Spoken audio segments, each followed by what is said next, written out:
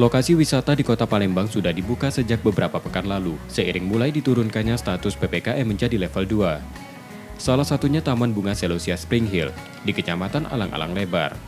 Setelah sebelumnya sempat menutup operasional selama 2 bulan akibat penerapan PPKM, tempat ini kembali dibuka.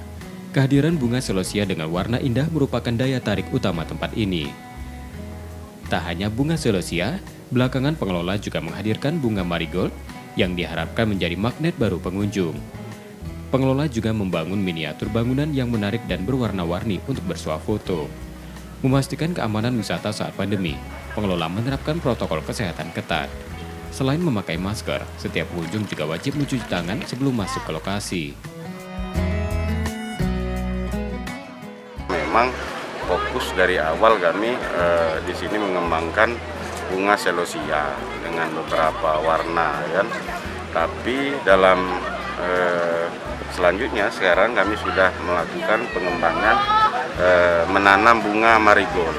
Di masa pandemi ini semua harus patuh pada protokol kesehatan sesuai anjuran pemerintah. Misalnya memang semua harus pakai masker, menjaga jarak, masuk taman ini harus mencuci tangan. Pengunjung datang tak hanya dari Palembang, tapi juga daerah sekitar.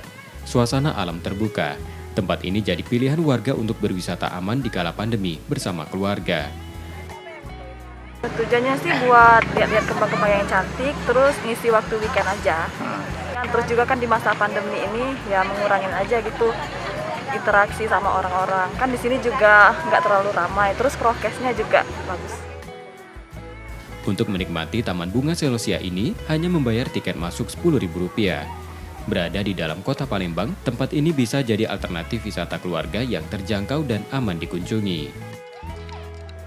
M. Rizky Nurmizan, Kompas TV, Palembang, Sumatera Selatan.